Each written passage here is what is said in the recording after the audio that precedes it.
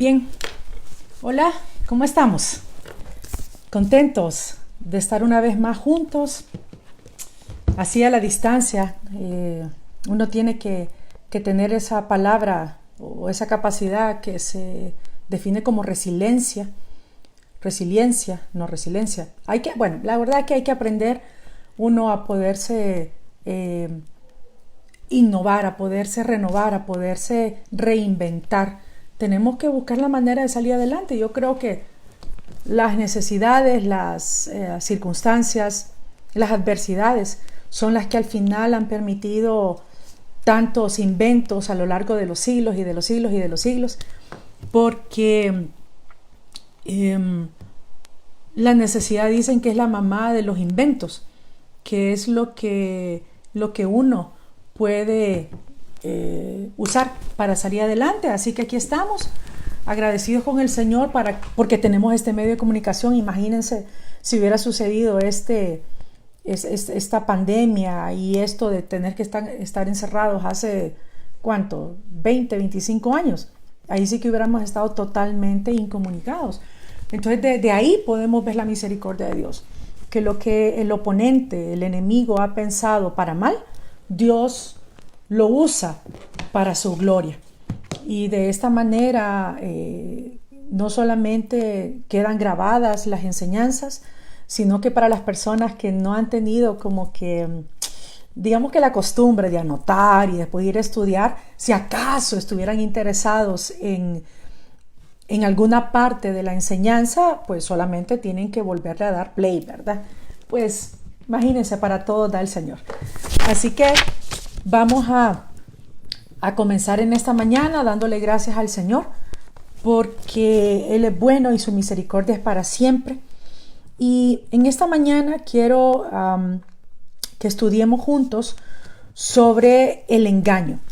El engaño que viene siendo como que la herramienta que en realidad usa el enemigo para llevar a cabo sus planes. Y el engaño cada vez es más fuerte y la palabra nos habla de que es el engaño lo que usa el enemigo para llevar a cabo sus planes. ¿Qué es el engaño? Vamos a comenzar por ahí. Si tienes papel y lápiz, y si no, pues ahí va a quedar grabada para que puedas escucharlo de nuevo. Según el diccionario, el engaño es hacer creer a alguien por medio de palabras, acciones, lo que no es verdad. El engaño es hacer creer a alguien por medio de palabras y acciones lo que no es verdad. Engaño es hacer creer o ver una cosa que algo es distinto de cómo es en realidad. Es hacer creer que algo es distinto de cómo es en realidad. Es como decir, este lápiz es azul, pero yo te hago creer que es amarillo. No me preguntes cómo, pero ese es el concepto. Es distraer la atención de una persona con algo.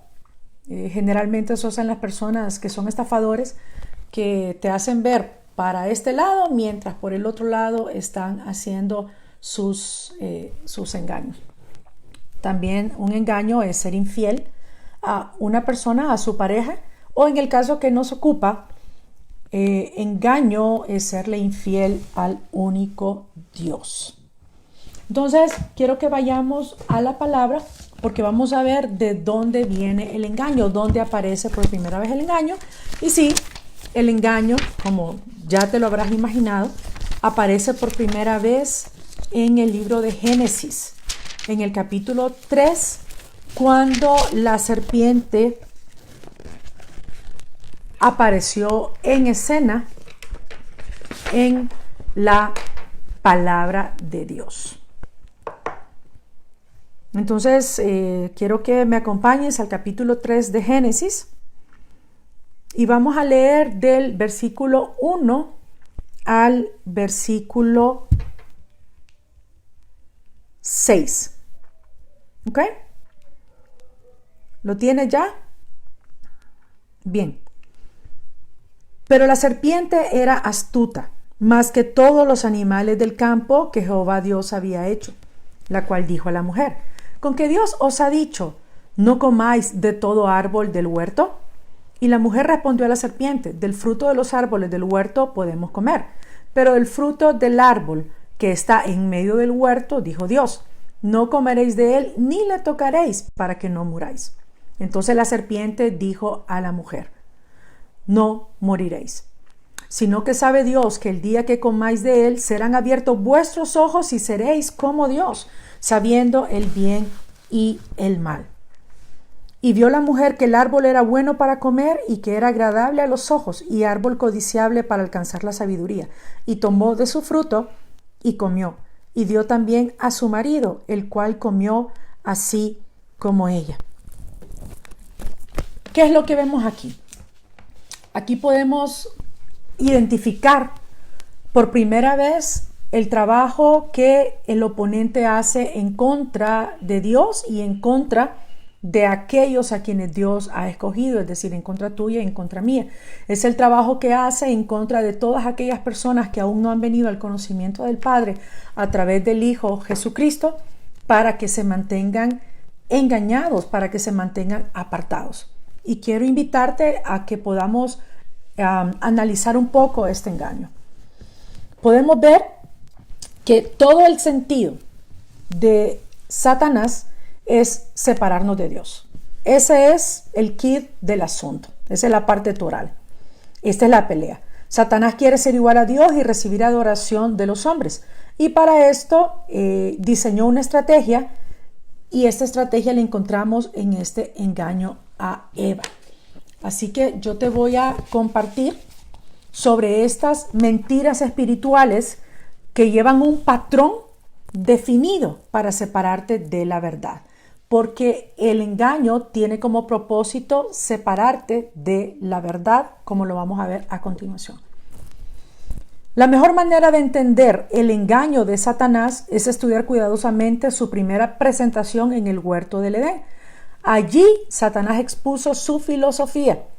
Ahí es donde él presentó la manera en que él iba a tratar con los hombres para alejarlos de Dios por siglos y siglos y siglos hasta el día de hoy, y que cada vez van preparando más el terreno para que el hombre de pecado aparezca, y que es quien al final va a llevar a los hombres a adorar a Satanás.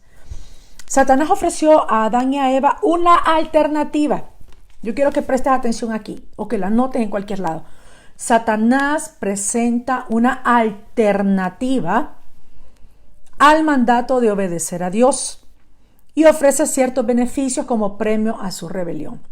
Entonces, ¿en qué consiste el engaño? El engaño consiste en ofrecerte una alternativa a lo correcto, en ofrecerte una alternativa a la verdad, en ofrecerte una alternativa o un camino diferente de lo que Dios ha dicho que tú y yo debemos ser, de lo que Dios ha dicho que tú y yo debemos pensar, de lo que Dios ha dicho que tú y yo debemos seguir. Miramos qué fue lo que le dijo a nuestros padres, a Adán y a Eva. Primero, les dijo, de aquí el relato, les dijo: seréis como Dios. El hombre es lo suficientemente inteligente para saber que él no puede crear planetas, que no puede crear las estrellas, ni tampoco árboles. Por lo tanto, esta mentira, lo que hizo Satanás fue adaptarla. ¿Y cómo la ha adaptado? Pues diciendo que Dios es una fuerza energética impersonal a la cual nos podemos conectar si tenemos la actitud mental correcta. El engaño consistía en despersonalizar a Dios y en decirle al hombre y a la mujer: mira, vos podés ser igual que Dios. O sea, vos podés ser parecido a Él en el sentido de que Él no es una persona, sino que Él se manifiesta en todo. A eso se le llama panteísmo, que lo que quiere decir es que todo es Dios. Entonces, esta es la primera mentira que Él estableció, diciéndole al hombre, a la mujer: tú ya sabes todas las cosas, y llegar a conocer tu propia divinidad va a ser la más alta inteligencia a la que puedas aspirar. La segunda parte de esta mentira, de este engaño, le dijo: no moriréis. Esta fue la segunda mentira que Satanás usó para minimizar las consecuencias de la desobediencia. Te lo repito, no moriréis es lo que Satanás usó para minimizar las consecuencias de la desobediencia. Porque ¿qué es lo que había dicho Dios a Adán y a Eva? Les dijo, no comeréis de él para que no muráis. Entonces Satanás le dijo, no, tranquilo, no te estreses, no vas a morir. Lo que le dijo a Adán y a Eva es que no debían tener temor de la muerte, porque eso no cambiaba la esencia de lo que ellos eran. Les dijo que ellos iban a llevar con ellos la sabiduría acumulada en esta vida y que la podían usar en la próxima. Que esto es lo que se piensa hoy en día. Hay dos extremos. Perdón. O la gente que piensa que todo lo que vivió en esta vida la puede usar en la siguiente vida, o los que piensan que al morir todo se destruye. Pero esto viene en la misma mentira de no moriréis, o dándole a entender que realmente no importa. ¿Para qué? Para minimizar las consecuencias de la desobediencia. ¿Ok? La tercera parte de este engaño le dijo, sabréis el bien y el mal. ¿Qué es lo que le dijo Satanás? Con que Dios os ha dicho. De esta manera hizo que Eva dudara de la bondad de Dios al prohibirles algo que era tan bueno como ese hermoso árbol. Satanás les dijo que si comían de ese árbol, entonces serían capaces de decidir por sí mismos respecto a los asuntos morales. ¿Ok? Respecto de los asuntos morales. Perdón.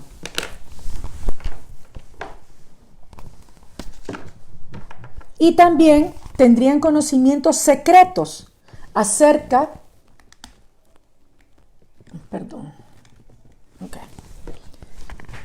Les dijo que tendrían conocimientos secretos acerca de lo bueno y lo malo.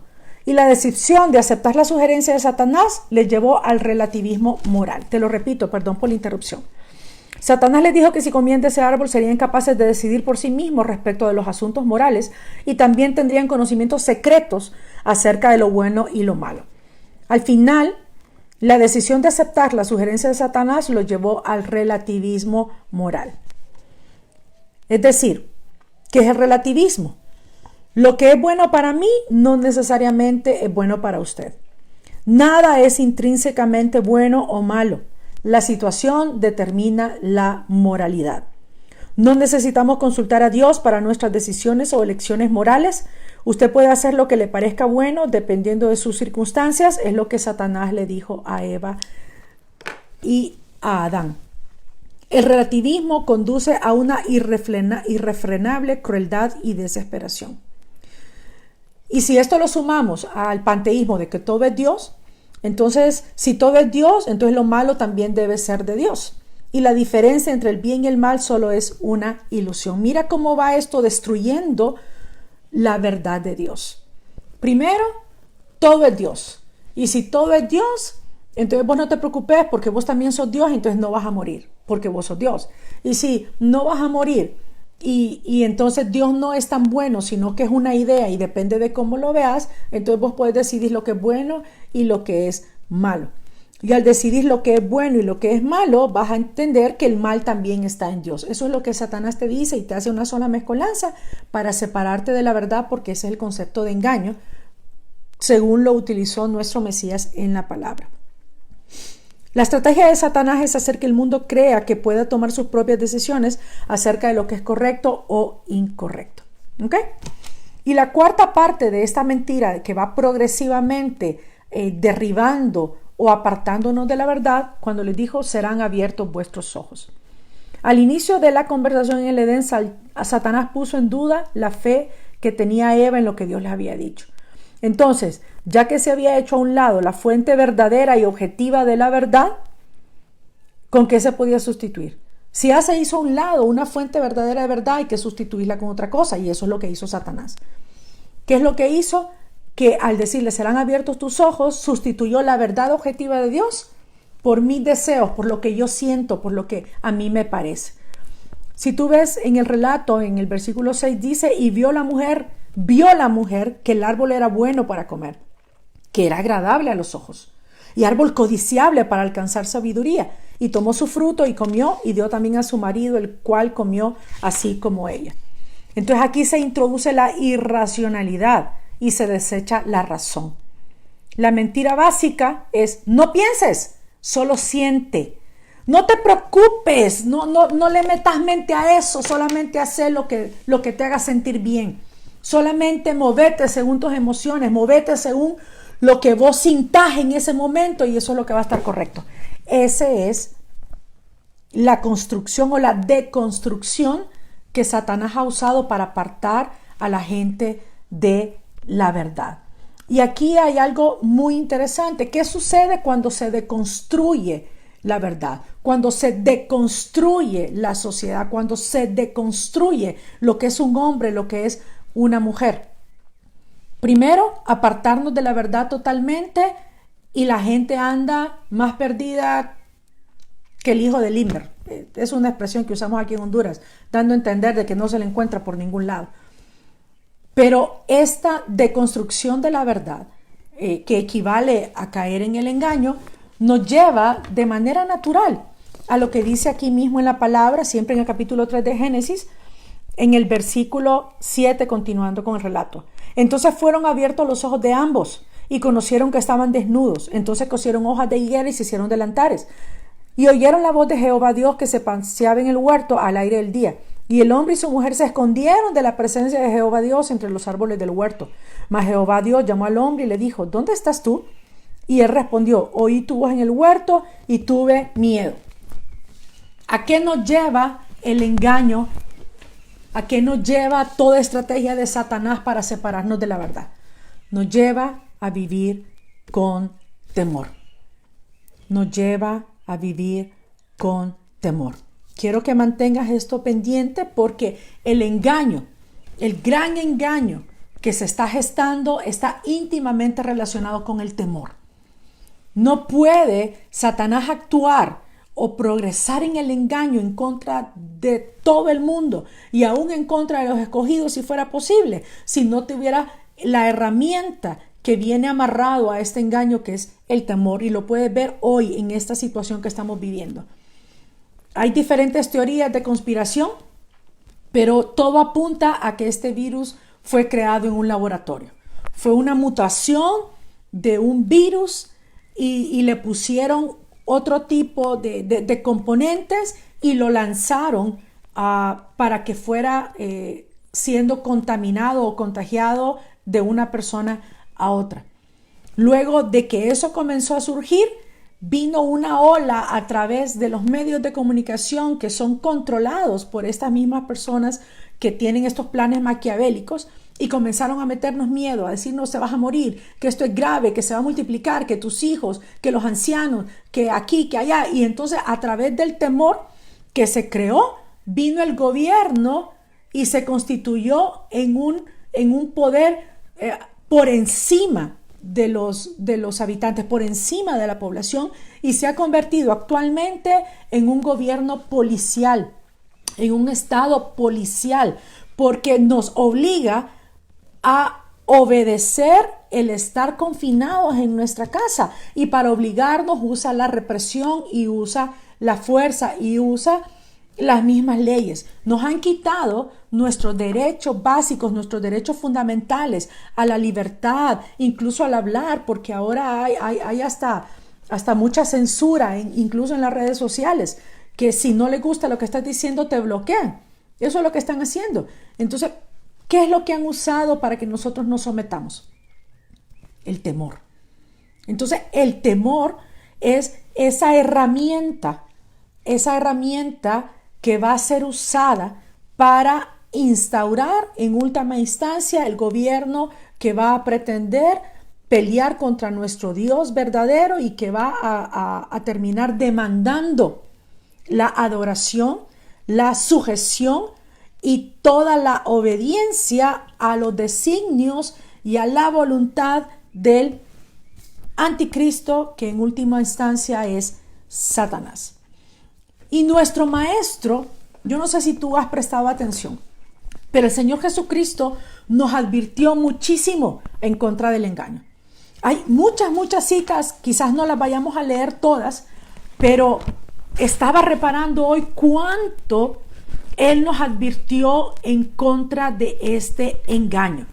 y vamos a leer solamente las palabras del maestro que están en los evangelios y que están en Apocalipsis, porque Apocalipsis es la revelación que el Padre le dio a Yeshua para que se la revelara a Juan y que Juan la dejara escrita para nosotros. Entonces son las palabras de él también.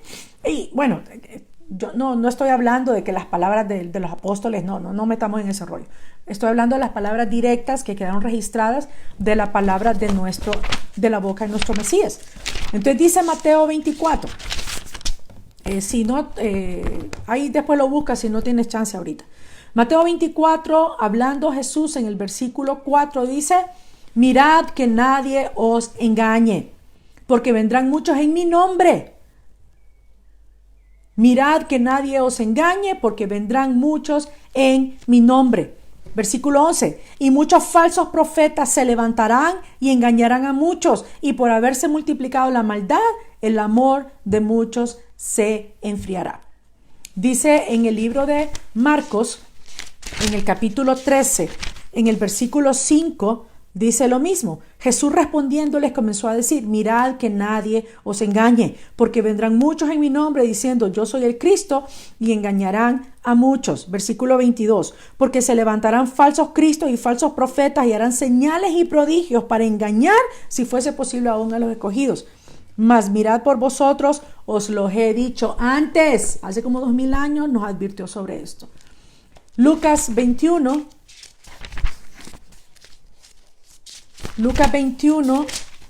sigue la misma línea de pensamiento. En el versículo 8 dice nuestro Señor: Él entonces dijo: mirad que no seáis engañados, porque vendrán muchos en mi nombre, diciendo yo soy el Cristo, y el tiempo está cerca, mas no vayáis en pos de ellos.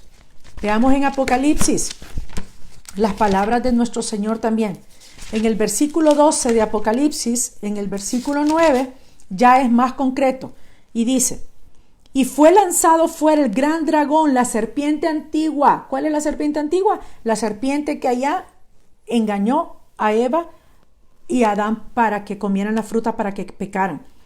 Y fue lanzado fuera el gran dragón, la serpiente antigua, que se llama Diablo y Satanás. No hay pérdida aquí en esa serpiente, el cual engaña al mundo entero. El cual engaña al mundo entero. Entonces, ¿de quién nos estaba advirtiendo el Señor? Que no fuéramos engañados. ¿Por quién? Que no fuéramos engañados por la serpiente antigua, por Satanás y el diablo, que engaña al mundo entero. Pero también decía el Señor: vendrán falsos profetas, es decir, hombres que van a ser usados por Satanás, por la serpiente antigua, para engañar al pueblo de Dios. Porque la gente que está afuera ya está engañada. Y ya lo vamos a ver aquí en la palabra. Versículo 13 del mismo capítulo 12 de Apocalipsis. Y cuando vio el dragón, estamos en el capítulo 12, sí, el versículo 9, ¿verdad? Decía que se llama Diablo y Satanás, el cual engaña al mundo entero. Después en el capítulo 13, en el versículo 14 dice: y engaña a los moradores de la tierra con las señales que se le ha permitido hacer en presencia de la bestia. Engaño. Capítulo 18, versículo 23 dice: luz de lámpara no alumbrará más en ti, ni voz de esposo y de esposa se oirá más en ti, porque tus mercaderes eran los grandes de la tierra, pues por tus hechicerías fueron engañadas todas las naciones. Capítulo 20, versículo 3: y arrojó al abismo y lo arrojó al abismo y lo encerró y puso su sello sobre él, para que no engañase más a las naciones hasta que fuesen cumplidos 1000 años. ¿Ok? En el versículo 8 dice: y saldrá a engañar a las naciones que están en los 4 ángulos de la tierra. Versículo 10: y el diablo que los engañaba fue lanzado en el lago de fuego y azufre, donde estaban la bestia y el falso profeta. Todas estas son palabras de nuestro Mesías Jesucristo. O sea que cuando Él nos dice que tengamos cuidado de no ser engañados, Él sabe lo que está hablando. ¿Y quién es el engañador? Satanás. ¿Dónde comenzó él a engañar? Desde que estaba Adán y Eva en el jardín. Desde entonces comenzó el engaño. ¿Y cuál es el engaño? El engaño consiste en minimizar las consecuencias, consiste en decir que Dios no es un Dios personal, sino que es una fuerza para que no lo tomemos tan en serio. Consiste en hacernos creer que nosotros podemos decidir lo que es bueno y lo que es malo. Y finalmente, lo que busca es que nosotros nos guiemos por nuestras emociones, por lo que a mí me parece, por lo que a mí se me ocurre, en lugar de entender que hay una verdad absoluta. Y esa verdad solamente puede emanar del Dios verdadero.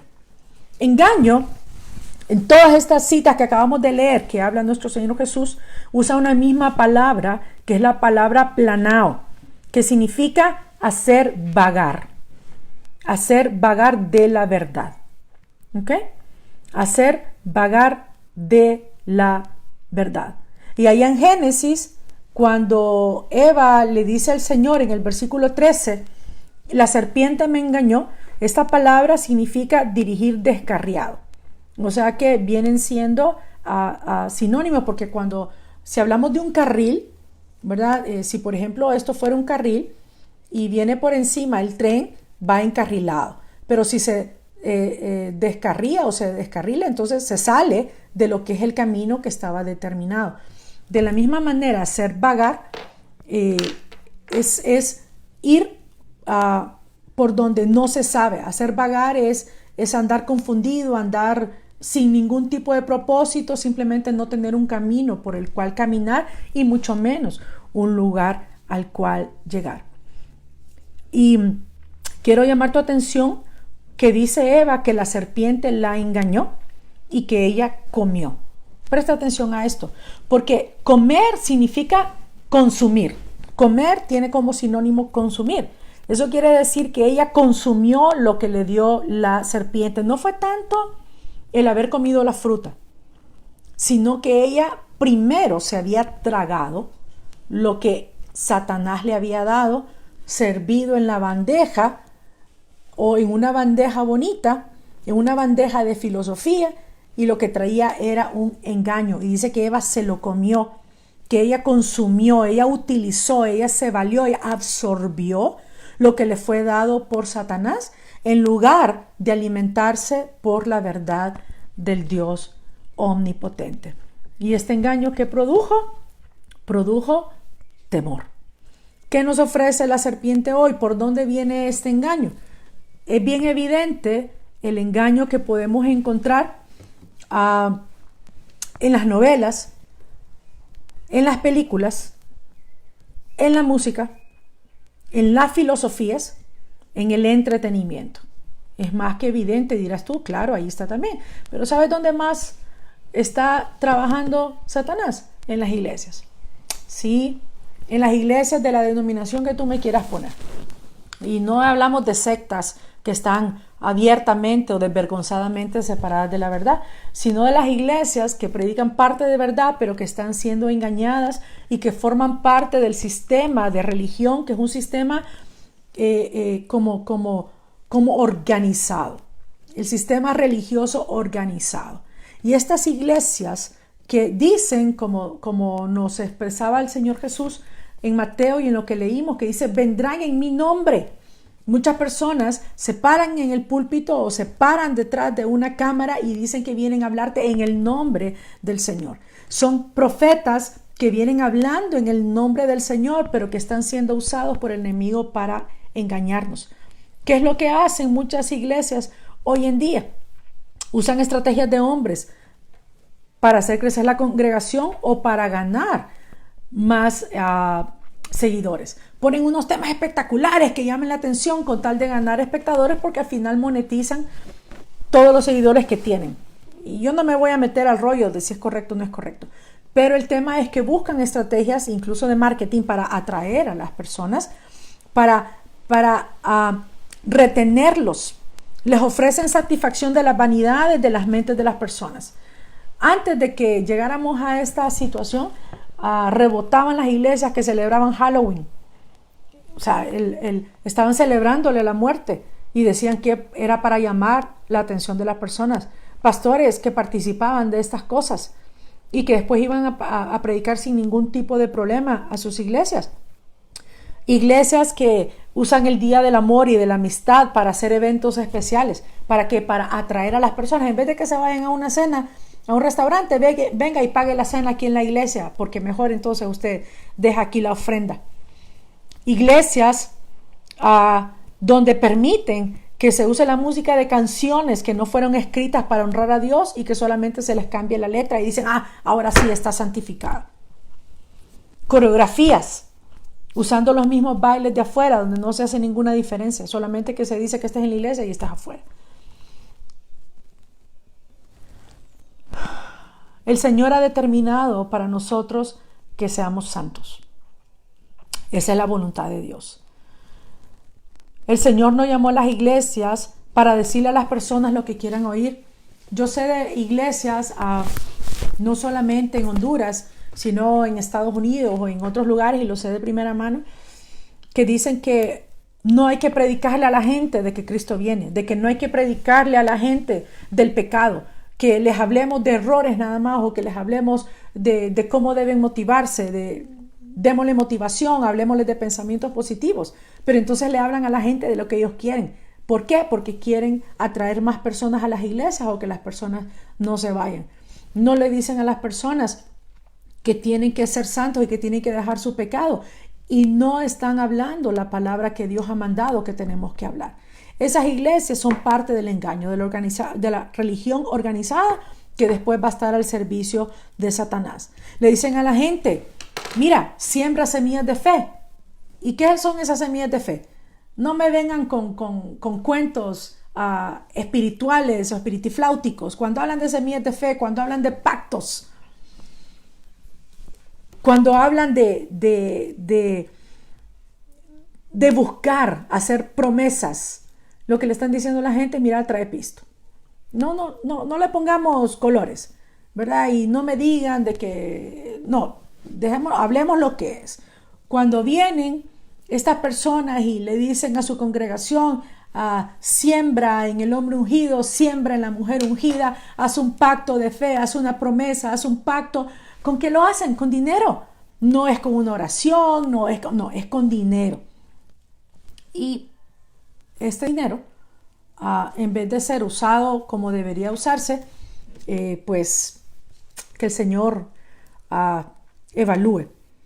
Pero vienen las personas y dicen, bueno, yo sembré en tal canal, sembré en tal iglesia, sembré en tal hombre de Dios. ¿Y qué pasa? No pasa nada. Es que ese es el problema. Porque no podemos comprar los milagros de Dios, no podemos comprar la voluntad de Dios, no podemos torcerle el brazo a Dios diciéndole, Señor, yo pagué y tengo derecho como consumidor a exigir porque yo pagué, porque no funciona así en el reino de Dios. Y entonces las personas, ¿qué sucede con las personas? Las personas se decepcionan, las personas se desilusionan, las personas caen en desesperanza, las personas caen en desánimo, en desaliento, para finalmente llegar al enfriamiento del amor. Mira qué tremendo es esto. El engaño lo que busca es que se enfríe nuestro amor. ¿Y por qué está interesado el engaño en producir, primero, el temor, y en segundo lugar, que se enfríe nuestro amor? Porque dice la palabra en el libro de Corintios, en el capítulo 13, en la primera epístola al libro de Corintios, en el versículo 13 del capítulo 13 dice, ahora permanecen la fe, la esperanza y el amor. Estos tres, pero el mayor de ellos es el amor. ¿Por qué importa? ¿Por qué el Señor Jesús nos dijo que muchos profetas se levantarán y engañarán a muchos, y por haberse multiplicado la maldad, el amor de muchos se enfriará? Yo no sé si alguna vez te has sentado a meditar en esta palabra. Yo hoy tuve la oportunidad de meditar en esta palabra y tal vez lo sabía en un nivel inconsciente, pero no lo había verbalizado o lo había unido, como lo dice en esta explicación que tengo aquí, que te voy a leer sobre este tema del amor desde el punto de vista del judaísmo. En el judaísmo, que es de donde viene nuestra herencia, podríamos decir que así como en la iglesia hay bautistas, hay carismáticos, hay pentecostales, hay reformados, pero todos somos parte de la misma iglesia. Así en el judaísmo nosotros éramos parte del judaísmo y se dio un corte de nuestras raíces que hemos hablado en otras ocasiones y que no vamos a hablar en este momento, pero nosotros, Jesús era un judío, todos los apóstoles eran judíos y toda la enseñanza era para nosotros, no para que los gentiles, no para que nos separáramos, sino para que fuéramos insertados. Entonces en el judaísmo hay 613 mandamientos, de los cuales menos de 300 se pueden aplicar porque no tienen templo. Pero en el judaísmo se ha explicado que 248 mandamientos son positivos, que dice, haz esto. Y pueden ser realizados solamente cuando el amor a Dios y al prójimo está presente en nuestro corazón. De lo contrario, nada tiene verdadera y digna motivación. Y hablando específicamente de esta palabra en Corintios, aquí el apóstol Pablo está enfatizando este principio fundamental, que es el alma de la acción o el servicio a nuestro Padre y a nuestros semejantes. ¿Cuál es el motor? El amor. Si no tengo amor o se enfría mi amor, el motor o la motivación para poner mi confianza en Dios y servirle y ser luz a mis semejantes se apaga. Lo uno y lo otro, es decir, el servicio a Dios y a nuestros semejantes no pueden separarse. El amor, cuando es verdadero, se expresa en acciones concretas, no en abstracción emocional, no en filosofías que se separan de la realidad. No es un romanticismo que se niega con mis acciones como que si yo fuera bipolar, que pienso una cosa y hago otra, o en la mañana estoy bien y en la tarde estoy mal. Hay personas que dicen que aman a Dios, pero no aman al prójimo, demostrando que tienen un tipo de esquizofrenia espiritual. Entonces, si el amor no está presente como la motivación principal en las cosas que hacemos para el servicio a Dios, no pasamos de ser actores con máscaras en un teatro. No tenemos valor real y no tenemos sustancia real. Este capítulo 13 de Corintios comienza con: si yo hablase en lenguas humanas o angelicales y no tengo amor, vengo a ser como un metal que resuena o un símbolo que retiñe. Y si tuviese profecía y entendiese todos los misterios y todo conocimiento, y si tuviese toda la fe, de tal manera que removiera las montañas y no tengo amor, nada soy. Entonces, ¿por qué el Señor Jesús nos advierte que al ser engañados por falsos profetas, al ser engañados dentro de la iglesia, es que eso es lo terrible, que usan el nombre de Jesús, usan los instrumentos, las canciones, incluso usan algunos versículos sacados de contexto y dicen que están predicándonos la palabra de Dios, y lo que hacen es engañarnos. Y nos engañan y entonces nos decepcionamos.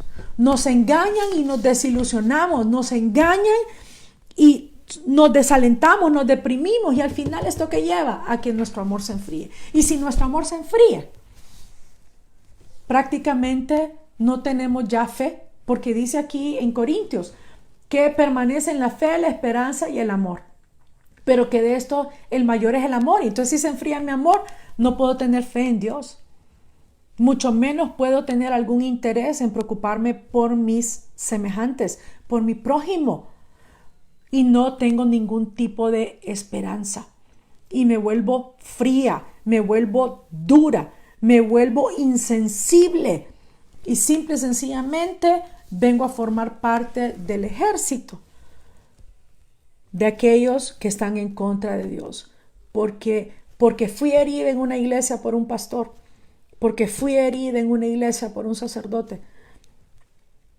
de la manera que tú quieras, abusada, engañada, lo que tú quieras. Entonces el diablo se aprovecha de eso para hacer más profundas las heridas, y al no haber un perdón en mi vida, entonces viene esa raíz de amargura y me siento desilusionada, y en vez de culpar a las personas y darme cuenta de que fui engañada, entonces culpo a Dios. Y al culpar a Dios me alejo de Él y por lo tanto me vuelvo insensible y me vuelvo una persona sin ningún tipo de consideración hacia los demás, sino que todo se trata de mí. Pero al final, la culpable soy yo. ¿En qué sentido? En que nosotros deberíamos acercarnos a la verdad, pero como hemos venido en un proceso de deconstrucción durante siglos, aún la iglesia está contaminada y ha venido una deconstrucción de la verdad y han cambiado la verdad de Dios por doctrinas de hombres. Han cambiado la adoración al Dios genuino por adorar hombres y adorar mujeres en base a su carisma, dejando en realidad el estudio de la palabra, el amor por la palabra.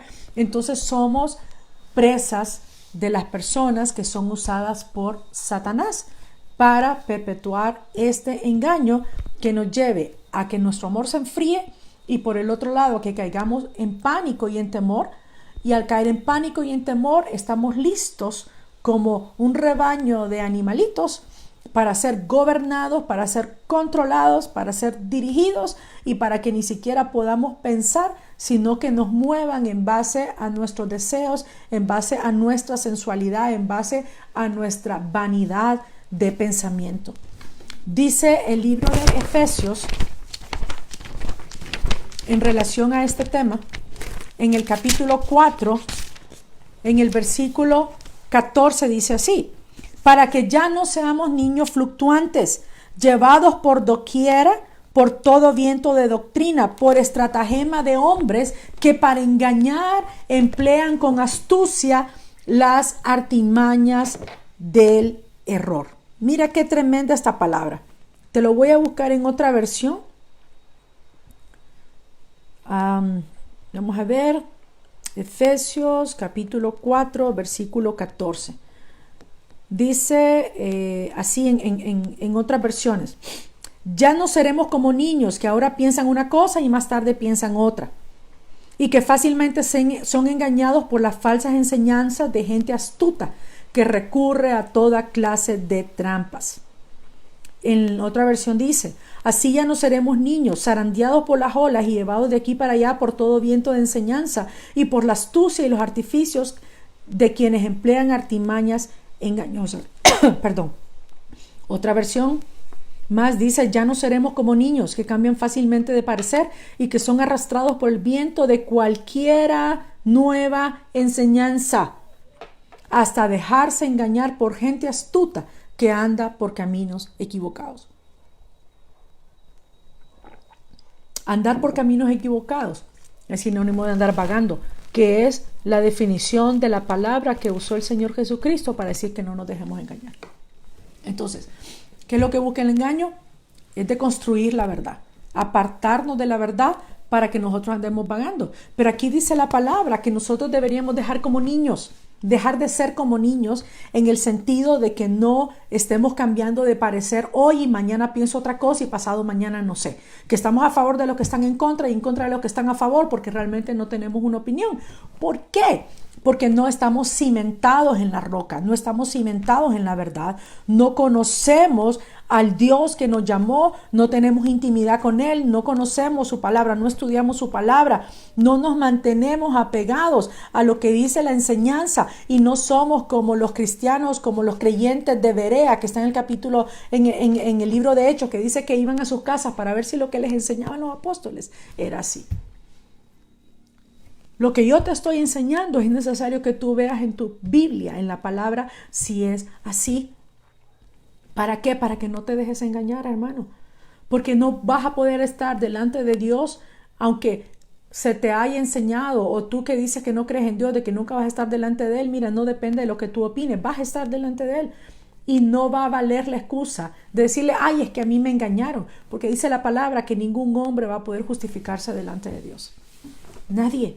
Entonces dice aquí en el capítulo 4, 14 de Efesios que ya no seamos niños fluctuantes llevados por doquier viento de doctrina, por engaños de hombres, por doctrinas de hombres. Que ese es el problema, que nosotros nos dice Pedro algo y decimos estoy de acuerdo y después Juan nos dice otra cosa y también pensamos lo mismo que Juan. O sea que no sabemos ni siquiera cómo nos llamamos, porque nosotros dependemos de si estoy enojado, si estoy alegre, si hace calor o si hace frío, dependiendo de si me levanté con el pie izquierdo o me levanté con el pie derecho, porque no estamos asentados en la verdad, porque no conocemos la verdad, no conocemos a nuestro Dios. No conocemos el corazón del Padre. Y el corazón del Padre está revelado en los mandamientos que Él nos ha dejado en su palabra. Ahí es donde podemos encontrarnos con Dios. Ahí podemos encontrar su carácter, ahí podemos encontrar sus deseos, ahí podemos encontrar la manera en que Él piensa. Y al final eso es lo que uno necesita para conocer a una persona. Conocer a una persona no necesariamente es tenerla físicamente con nosotros. Si yo hablo con una persona, si yo leo lo que escribe una persona, si yo me doy cuenta de los hechos de una persona, yo puedo tener razonablemente un concepto, una definición clara de quién es esa persona. Y a Dios nadie le ha visto. Nadie, tú no puedes esperar y decir, mientras yo no mire a Dios personalmente, yo no voy a creer en Él, porque entonces nunca vas a creer en Él, porque quien vas a ver es al anticristo que se va a presentar y Él sí va a ser en carne y hueso y va a venir en representación de Satanás. Entonces en Él sí vas a creer porque lo ves. Aquí dice la palabra que nosotros debemos de dejar de ser como niños y dejar de ser zarandeados por vientos de doctrinas de hombres. O sea que hay una responsabilidad en mí, hay una responsabilidad en ti. Y sigue diciendo la palabra en el versículo 17. Esto pues digo y requiero en el Señor, que ya no andes como los otros gentiles, andando en la vanidad de su mente, teniendo el entendimiento entenebrecido, ajenos de la vida de Dios por ignorancia que en ellos hay, por la dureza de su corazón. Es una falta de entendimiento, pero esta falta de entendimiento no es falta de inteligencia. Tú eres una persona brillante. La falta de entendimiento no es que te falte 20 centavos para completar la unidad. No se trata de eso. La falta de entendimiento tiene que ver con la dureza en el corazón. Y la dureza en el corazón, ¿cómo viene? Por los engaños que nosotros hemos comido, que nos hemos tragado, que hemos usado como insumos de nuestra vida para después darnos cuenta que hemos sido avergonzados, que hemos sido engañados y tenidos por tontos. Entonces viene la decepción, la depresión y todo eso. Pero dice el Señor que nosotros no debemos andar en la vanidad de nuestra mente. ¿Por qué? Porque cuando andamos en la vanidad de nuestra mente, somos personas orgullosas o somos personas que nos creemos mucho. Eso es la vanidad de la mente. Y dice la palabra que Dios va a revelar sus cosas a los que son sencillos, en el sentido de que son humildes delante de Él. A los que no tienen ideas preconcebidas o a los que no pretenden que tienen que entender a Dios para poder creer en Dios, porque no vas a poder entenderlo. Él es muchísimo más grande de todo lo que tú puedas pensar. Entonces no podemos andar en la vanidad de nuestra mente y no podemos seguir teniendo el entendimiento entenebrecido, sino que necesitamos estudiar la palabra y conocer los mandamientos de Dios, el corazón de Dios. Saber que lo que Dios ha puesto en su palabra es verdad y no dejarnos engañar por doctrinas de hombres que nos han dicho que el Antiguo Testamento ya no sirve. Si todo lo que está en el Antiguo Testamento son las reglas de moral que Dios ha establecido para nosotros, olvídate de lo que tiene que ver con sacrificios y lo que tiene que ver con cuestiones de acciones en el templo, porque el templo eres tú. Hoy en día tú eres el templo y tú tienes que cuidar el templo para que la presencia de Dios pueda permanecer en ti. Pero la manera en poder mostrar el amor que decimos tener hacia Dios y el amor que tenemos hacia el prójimo está manifestado en las leyes, en los estatutos, en las instrucciones de Dios. El Señor Jesús dijo que la ley se podía resumir en amar a Dios con todo nuestro corazón, con nuestra mente, con nuestras fuerzas, con todos nuestros bienes y que amemos a nuestro prójimo como a nosotros mismos. Ese es como el título del libro. Ese es como el encabezado del libro. Pero ¿dónde se desarrolla? ¿Dónde podemos ver de manera práctica la manera de amar a Dios con nuestro corazón, con nuestra mente, con nuestras fuerzas, con nuestros bienes? ¿Dónde podemos ver cuáles son las acciones que se resumen en amar a nuestro prójimo como a nosotros mismos? Eso está en la palabra. Jesús, cuando vino, Él no vino a desechar la palabra, Él no vino a desechar las instrucciones de Dios, sino que Él vino a darle la interpretación correcta. Dice que Él vino a que la gracia y la verdad vinieron con Él. ¿Cómo se puede manifestar esto? Si, por ejemplo, tú vienes y me dices, véndame por favor un vaso de leche. Y ese vaso de leche yo lo lleno y lo colmo de leche y te digo, vale 10 lempiras o $10 o la moneda donde lo puedas estar viendo. Y tú me dices, está bien, te lo voy a pagar. Pero vengo yo y de manera voluntaria te vendo esto, pero adicionalmente te doy otro vaso del mismo tamaño y te lo voy a dar por 10 lempiras o por $10 o la moneda. Entonces, ¿qué es lo que estoy dándote? Te estoy dando en exceso. Entonces, la verdad es que este vaso vale 10 lempiras, pero la gracia es que yo te estoy dando el doble. Entonces, nuestro Señor Jesús vino a exceder la verdad. Y la verdad está manifestada en los mandamientos, en los estatutos, en lo que el Señor estableció como moralidad. Pero nos vino a enseñar que no debemos conformarnos con la letra de la ley, sino que en amor, por el amor, nosotros debemos hacer más. Nosotros debemos dar más y debemos entender que no basta con cerrar mis ojos para no ver a otro hombre, sino que también debo cuidar mis pensamientos para no estar pensando en él, aunque ya no lo esté viendo, porque entonces es como que ya haya cometido adulterio. Entonces la verdad es la medida, pero la gracia lo sobrepasa. Y estos mandamientos que en doctrinas de hombres te han enseñado que ya no sirven, que te han dicho que ya no están vigentes. El problema es que cuando no tienes una medida, entonces, o sea, ¿cómo vas a saber entonces cuando estás pecando si no sabes cuál es la definición de pecado? Y la definición es transgredir la ley. Es el quebrantamiento de la ley. Entonces, si la ley me dice, porque casi solo no sabemos y ya creo que algunos no se saben los 10 mandamientos, pero si la ley me dice que no debo robar, entonces yo sé que si robo estoy pecando contra Dios. Pero también en la ley, en la palabra de Dios, en sus mandamientos, me dice que yo no ponga un tropiezo delante de una persona que es ciega, porque esa es maldad. Pero ¿cómo voy a saberlo yo si no sé dónde está escrito? A mí me dice la palabra que yo no debo retenerle el salario a un empleado porque él come del día a día. Y vengo yo y me paso de viva y digo, ay, no, te lo voy a pagar la otra semana solamente porque no quiero levantarme o no quiero abrir la computadora. Eso es maldad. Entonces, cuando yo entiendo que los mandamientos de Dios me fueron dados para protegerme, para que en realidad yo camine por que ese sea el riel de mi vida, ese sea la guianza de mi vida, y que yo entienda que el engaño es para que yo me salga de lo que Dios ha establecido, para que yo ande vagando, que ande tonteando allá afuera, que me hagan perder el tiempo, y que eso es lo que quiere el diablo, para que al final yo me enfríe, para que al final mi amor se enfríe y para que al final yo sea presa del temor. Dice la palabra en el segundo libro, en la segunda carta a Timoteo, que Dios no me ha dado un espíritu de temor, de cobardía. Y es que esa es la diferencia. El temor que usa el diablo, que viene como consecuencia del engaño, lo que trae a mi vida es cobardía. Y dice la palabra que los cobardes no van a heredar el reino de los cielos. Porque soy cobarde, porque no quiero obedecer lo que Dios me ha mandado. Soy cobarde porque me excuso en decir de que el Antiguo Testamento ya no está vigente para entonces hacer mi vida lo que quiero y hacer de la gracia una desgracia. Soy cobarde y entonces el Señor me lo va a demandar. Pero mira, los mandamientos de Dios son hermosos. La ley no es una carga. La ley no te va a salvar.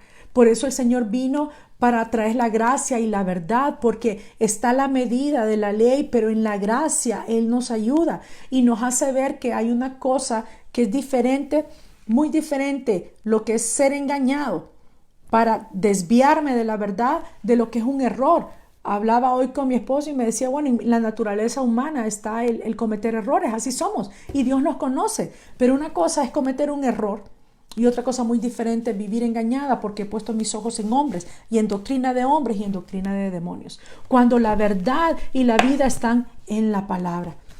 Dice la primera carta de Juan en el capítulo 5, en el versículo 3 dice, pues este es el amor de Dios, que guardemos sus mandamientos y sus mandamientos no son gravosos.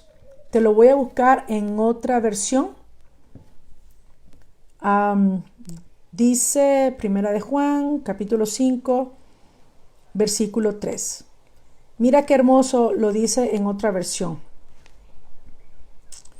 Dice, nosotros demostramos que amamos a Dios cuando obedecemos sus mandamientos, y obedecerlos no es difícil. En esto consiste el amor a Dios, en que obedezcamos sus mandamientos, y estos no son difíciles de cumplir. El amar a Dios consiste en obedecer sus mandamientos, y sus mandamientos no son una carga. Quien te ha enseñado que los mandamientos de Dios son una carga, quien te ha enseñado que los mandamientos de Dios son maldición, quien te ha enseñado que quien obedece los mandamientos de Dios ha caído de la gracia, es una persona que te ha engañado. La iglesia ha sido engañada al creer que obedecer los mandamientos de Dios es renegar de la salvación por fe. Tenemos que tener una vara, tenemos que tener una medida. No es posible que nosotros vayamos por la vida determinando lo que es bueno y lo que es malo. No es posible de que yo en el nombre de Jesús diga que yo determino que esto es lo que es correcto que hacer, o que esto es lo que a mí me parece, o dejar que sea mi corazón el que me guíe, cuando la palabra dice que nuestro corazón es engañoso y perverso. Yo no puedo dejarme guiar por mi corazón, yo tengo que liderar a mi corazón, y lo voy a liderar en el espíritu, pero en el espíritu no es algo intangible. Decir que amo a Dios y hacer todo lo contrario, vuelvo y te repito, es tener esquizofrenia espiritual. Yo tengo que ser consistente, tengo que ser congruente entre lo que digo, lo que pienso y lo que hago. Y si yo digo que amo a Dios, yo tengo que obedecer sus mandamientos. Yo no puedo decir, Padre, yo te amo, Jesús, tú eres mi Señor, y no obedecer sus mandamientos, si ni siquiera los conozco, porque me han enseñado que el Antiguo Testamento ya no sirve, que el Antiguo Testamento ya no funciona. Entonces, ¿dónde voy a sacar los mandamientos? ¿Dónde está? Es como la Constitución. La Constitución de un país generalmente es un libro pequeñito y no tiene tantísimos artículos. Lo que hacen es establecerte un marco, pero luego hay leyes secundarias para desarrollar el tema, por ejemplo, en el área penal, lo que tiene que ver con los delitos. Después hay otro código que es para desarrollar, por ejemplo, las relaciones entre los hombres en el tema de contratos. Después hay otro código que se desprende de la Constitución para manejar los contratos mercantiles entre las empresas. Hay otro código que se desprende de la Constitución para indicar las relaciones y las responsabilidades que tienen los padres con los hijos y los hijos con los padres. ¿Por qué? Porque que me lo digan a mí en abstracto, entonces no está la aplicación real, no sé cómo aplicarlo. Entonces yo decir que como Jesús estableció que solo hay 2 mandamientos, y que es amar a mi Padre con todo mi corazón, con todas mis fuerzas, con todo mi ser, y amar a mi prójimo como a mí mismo, y quedarme con eso, es quedarme en un estado de locura, porque no tiene aplicación. ¿Cómo lo voy a aplicar? Necesito bajarlos. ¿Y dónde los bajo? Con los códigos que bajan la Constitución, enmarcada en la Constitución. El marco que nos dejó nuestro Señor Jesús, el Hijo de Dios, fueron esos 2 mandamientos. No dijo que solo eran esos 2 mandamientos, dijo que ahí se resumían los mandamientos, que ahí es donde podíamos enmarcar todos los mandamientos.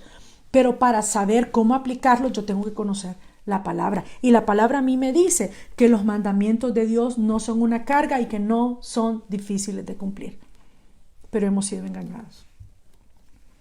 Dice la palabra en el capítulo 30 de Deuteronomio, en el versículo 11, dice así: porque este mandamiento